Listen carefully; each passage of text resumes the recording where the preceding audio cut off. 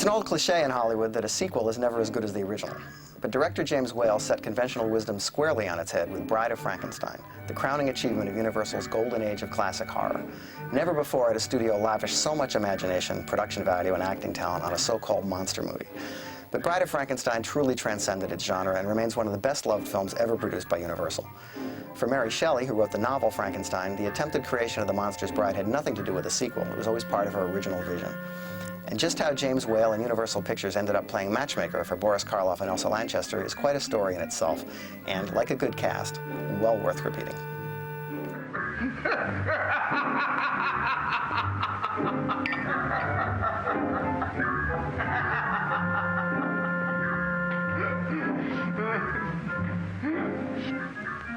Oh, I thought I was alone. It's one of the great American films. It's right up there with Citizen Kane and Sunset Boulevard. And people, it's usually discussed as, oh, just a horror movie, but it's much more complex. Do you know who Henry Frankenstein is and who you are? Yes, I know. Made me from dead. The various story elements, the intellectual elements, the artistic and acting elements that came to bear in this film really kind of crystallized all the things that had been building in that genre at that studio at that time. I love dead. Hate living. You're wise in your generation. The Bride of Frankenstein, quite simply, is the most complex and most brilliantly achieved and conceived horror film ever made, and certainly the crowning jewel in Universal's initial series of horror films. You make man like me? No. Woman. Friend for you. It's a wonderful film. It's just delightful, and certainly there are some scenes where humor and terror are all beautifully blended.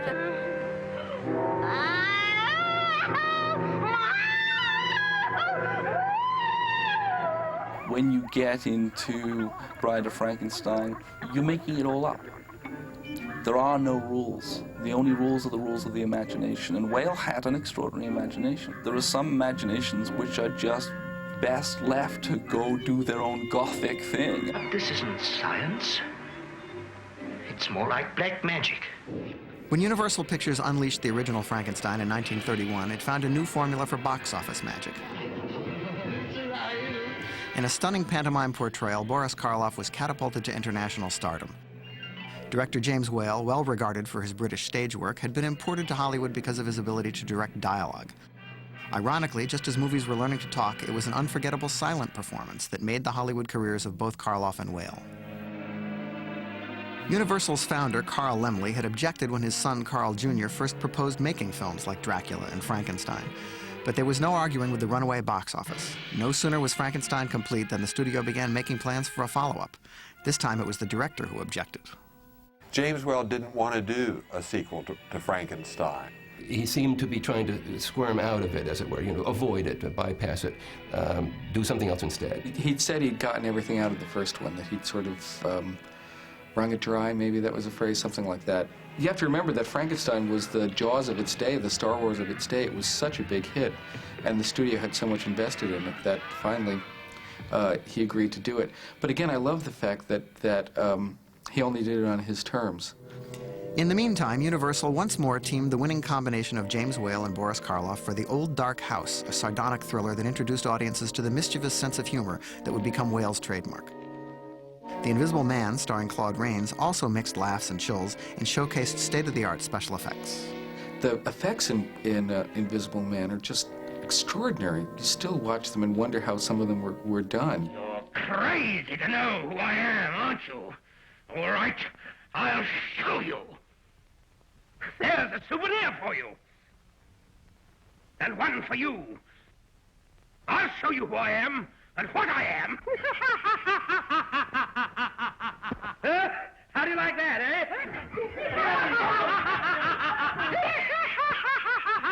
eh? Whale directed several stylish non-horror films for Universal in the early 30s, including By Candlelight in the Manor of Lubitsch, an adaptation of Galsworthy's One More River, in a screwball comedy mystery, Remember Last Night. He always had very mixed feelings about his horror films, that he liked them, but he wanted to be an A-list director. He wanted to make the big money projects, like the way John Stahl at Universal did. And curiously enough, who remembers who John Stahl was? But we all remember the movies made by James Whale. I think that Junior Lemley, who was the general manager of Universal, had enormous respect for Whale. And I think that he felt that certainly what Whale had done with Frankenstein, with The Old Dark House, with The Invisible Man, with the other non-horror genre films he had done, showed a great stylist at work. And although Junior Lemley himself was not, I don't think you would say he was a creative man, he had a very instinctive feel, I think, for something that was good. And I think he felt that James Whale was the director that Universal had who probably had the best chance of putting Universal on par with MGM and with Warner Brothers and with you know, the big boys in Hollywood. And so he really gave him free rein to do whatever he wanted with the picture. After rejecting several proposed scripts for the Frankenstein sequel, Whale took personal control over the screenplay's development.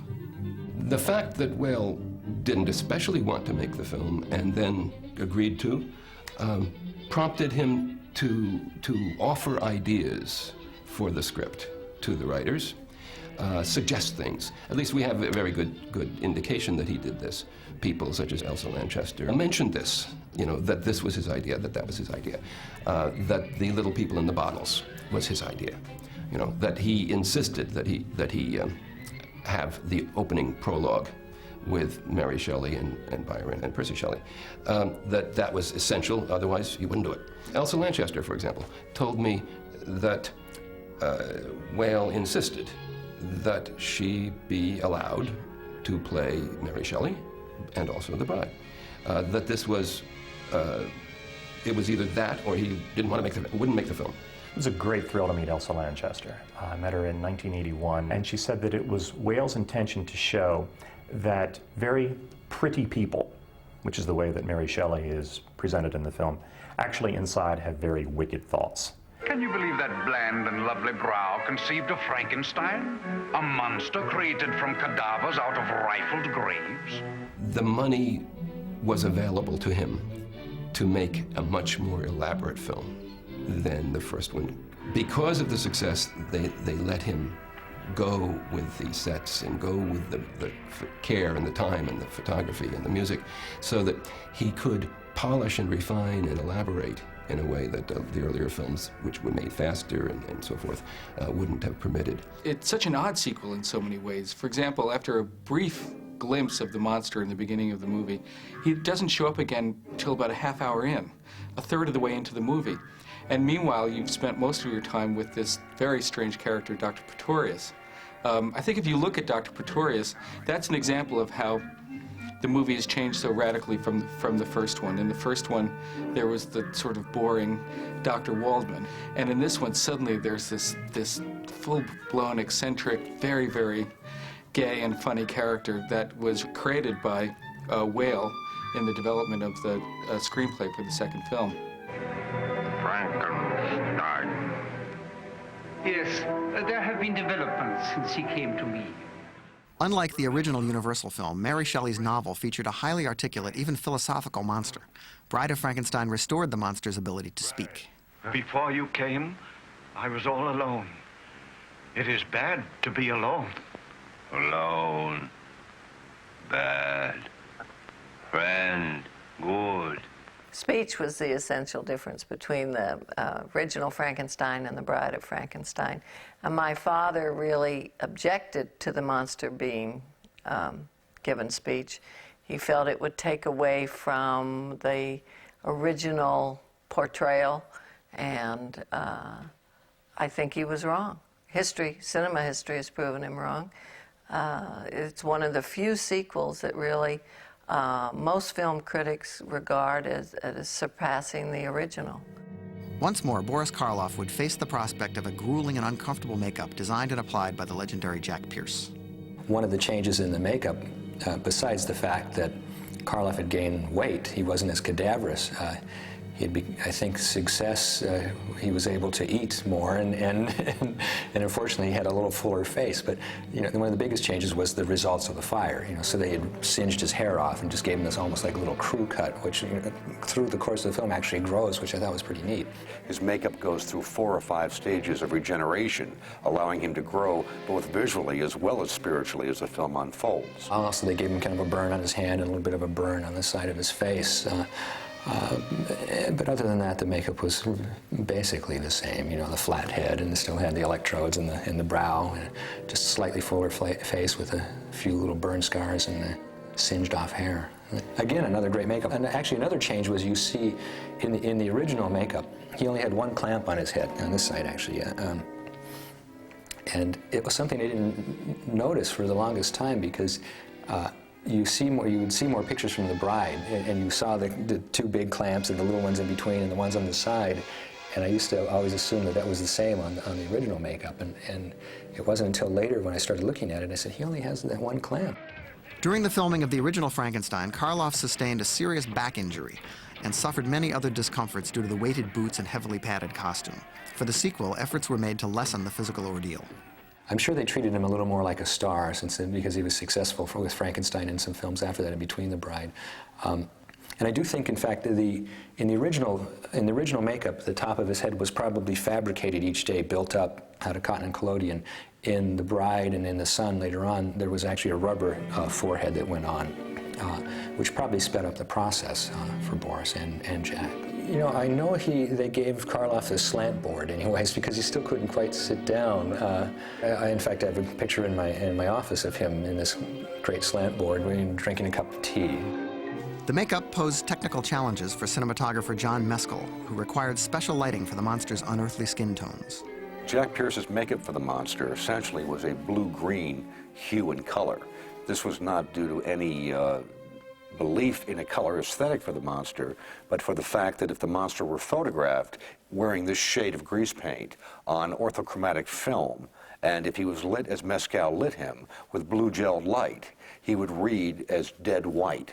As a result, Mescal had to have red added into the makeup of the normal players who might share a scene with the monster and often train warmer lights on them.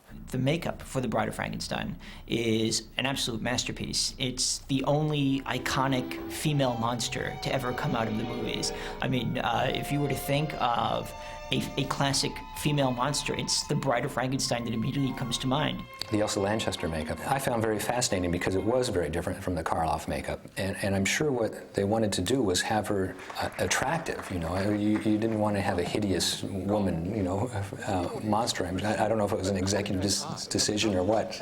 We can't have an ugly woman monster. So they came up with this again, another icon, when you think of The Bride of Frankenstein, everybody knows that wacky hairstyle, It kind of had that Egyptian Nefertiti kind of look to it. They actually had this wire cage on her head, and that was actually really her hair that was mixed in with it. And they probably filled it in with some crepe wool or something to do that. And the white streaks, and the crazy white streaks, and yet she was very made up, almost wore basically a glamour makeup. If it wasn't for the fact that they had the scar around the neck, it would have looked like, some glamorous woman with a wacky hairstyle. And I know, from what I heard, Elsa Lanchester wasn't too fond of Pierce, which I was sorry to hear. I actually, as someone who I idolized, like Jack Pierce, I've heard from a number of people that he was a crotchety old guy. Elsa Lanchester talked about working with Jack Pierce, and she said that he was an unusual personality. He really almost felt, in her opinion, that he was a god who created these horror characters that Universal marketed, and that in the morning he'd be all dressed up in a surgeon's smock as if you're about to perform an operation.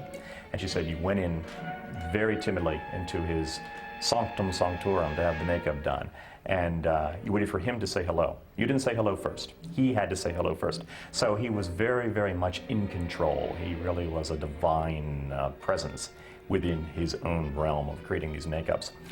She was very funny. She talked about the scar under the neck of the bride. And she said that Jack Pierce took the longest time to do this, that he went through this incredible ritual of applying this scar that she said hardly really shows in the film. And she said, I'm sure he could have bought just such a scar for 10 cents in a joke shop. But He had his own way of doing it, and he very lovingly and painstakingly applied the scar each morning to the bride. The idea of the hiss of the female monster came from the fact that she and Charles Laughton used to feed the swans at Regent's Park in London. And she said when swans would come up on the side of the lake, if you went to feed them, that would be all right. But if you got too near them or got near their young, they would hiss. And so she thought of this incredible hiss that the swans would give, and she incorporated it into the Bride of Frankenstein character. The original Frankenstein combined English and American actors, and not always convincingly. Bride of Frankenstein was cast principally with British players. May Clark, the original Elizabeth, was replaced by the 17-year-old ingenue Valerie Hobson. Valerie Hobson, who gives an amazing performance, I think, as Elizabeth in Bride of Frankenstein, very stylized. She's like a Christmas angel, the way she appears with the dress and the flowing hair and everything. I talked to her in 1989, and she had extremely warm memories of having made the film. And she said that the first time she saw Karloff, it was such an extraordinary experience. There he was in complete Frankenstein monster makeup, and she said, I just was so amazed, and all of a sudden he opened his mouth, and I came this very gentle British accent with a lisp. She said that he was like the great clowns who make you cry. He really made you cry. And here was this monster whose heart was just bleeding to get out of his monstrous self, to find somebody to love, to find somebody to love him in return. And he pulled it off.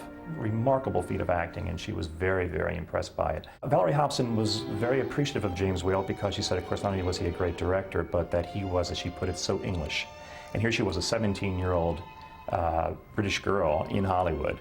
And so he made her feel very much at home. And she said she was the victim of James Whale's rather bizarre wit, because the first time she met Colin Clive as Henry Frankenstein, that it was the scene where she becomes hysterical and falls into bed with him. And she said that as they rehearsed the scene and she fell into bed, James Whale said, oh, by the way, Mr. Clive, this is Miss Hobson. And there she was in bed with him. So she said it was pretty strange even for Hollywood, that was the basis of their introduction. Colin Clive repeated the role of Henry Frankenstein in what would sadly be one of his last screen performances. Emotionally tortured and ravaged by alcohol, he died 2 years later at the age of 37. Frankenstein's mentor, Dr. Septimus Pretorius, a role originally intended for Claude Rains, was played by James Whale's real-life theatrical mentor, Ernest Thesiger, an actor reportedly just as eccentric off-screen as on. To a new world of gods and monsters. Una O'Connor, who had appeared in The Invisible Man, was another Whale favorite and a perfect choice for Frankenstein's twittering housekeeper, Minnie. Although Frankenstein's hunchbacked assistant, played by Dwight Fry, met a nasty end in the first film, James Whale combined several small parts in the Bride script to give the actor a memorable assignment. Fritz, from Frankenstein, of course, had been killed by the monster in Frankenstein. Jimmy Whale, I say Jimmy Whale because that's what my father called him, liked my dad's work. What we need is a female victim of sudden death. Can you do it? You promised me 1,000 crowns. It will be well worth it, and the Baron will pay. I'll try. Bride of Frankenstein is the most visually accomplished Universal horror classic, thanks to the work of art director Charles Hall and cinematographer John Meskel. Expressionistic tricks, totally artificial lighting, and these great painted skyscapes, and the way the tombs roll at weird angles. I mean, magnificent stuff like that. One of the things that intrigues me about Whale's career and his work in general is the backgrounds that he had. That is, as a theater actor, but as a theater director, but as a set designer in the theater, as well as a painter and so forth. And one wonders to what extent he might have had input into the visual, the appearance, the look of the sets of his films, in a way or to an extent that most directors at that time would not be likely to do. Elsa Lanchester said when she was not actually needed on the set at one point, he took her to the studio and showed off the forest set. Right? He was proud of his achievement here, you know. And I said, you know, was this his design of this telephone pole forest, where the trees' trunks are just trunks and it's just bare and stark, in contrast to earlier when there's a bucolic scene and it's a very attractive nature forest. She said, yes, of course it was his idea. Not that he drew the plans for it, but that he would give the ideas and maybe make little sketches and give them to the department heads and have them develop it. Cinematographer Mescal achieved ambitious new visual heights with Bride of Frankenstein, the result of a seasoned working relationship with James Whale. John Mescal did a total of 5 pictures with James Whale, and Bride is probably his best remembered because the film itself is probably the high mark of Whale's late period at Universal. Mescal used a style of lighting he referred to as Rembrandt lighting, which was to use a central light and a cross light about 3/4 through the scene to provide illumination of the subject against a dark background. It's very much like the painting style one sees in Rembrandt, where there is light that is directional and gives contours and definition.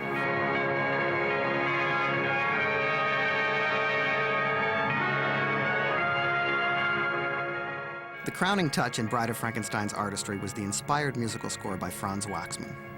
You've got a first-rate cast in an extremely well-written script with a tremendous musical score, one of the most important Hollywood scores of the mid-30s by Franz Waxman. For the opening sequence of Byron and Shelley on the stormy evening at the villa, Waxman wrote a very charming period-styled minuet which speaks of the life of ease and delicacy that we see depicted. And as the flashback story is told by Byron, you know, what a setting in the churchyard, he evolves into a huge fugue to illustrate the horrors and terrors of the original story before returning back to the minuet that sets us pretty much with period parlor music. And there is an awful lot of commentary through the music, you know, sometimes impish, sometimes emotionally reinforcing, but like so much that's in this film, heightened.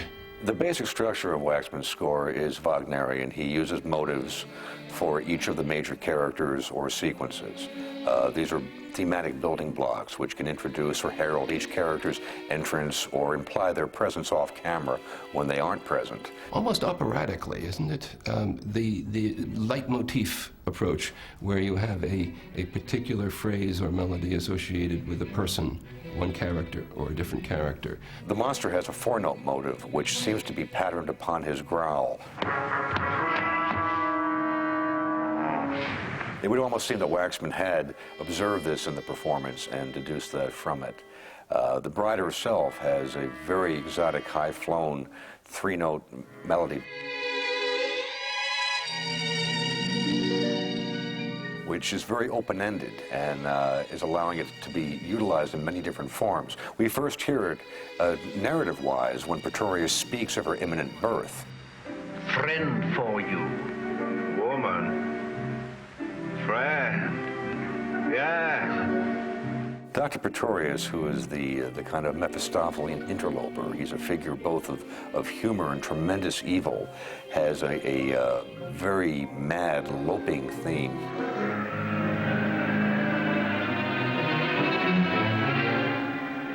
It portends all kinds of things to come. It usually resolves with a small coda after that, which is again open-ended and unresolved. You never quite know what Pretorius is going to do or where his actions will lead. There's a wonderful sequence as well where he is slightly drunk in the crypt, dreaming of monsters to come and is surprised by the Karloff creature. It's done in a very metric fashion, recalling the Danse Macabre of Saint-Saëns. In fact, Waxman called the cue Danse Macabre. Bride of Frankenstein proved a lightning rod for industry censorship, both during and after production. For instance, the prologue was shortened considerably, in part to eliminate all close-ups of Elsa Lanchester's décolletage, and that was just the beginning. The film had about 15 minutes of cuts made before it was nationally released, and I think, again, Universal was trying to play it safe. The film was incredibly outrageous and, in some ways,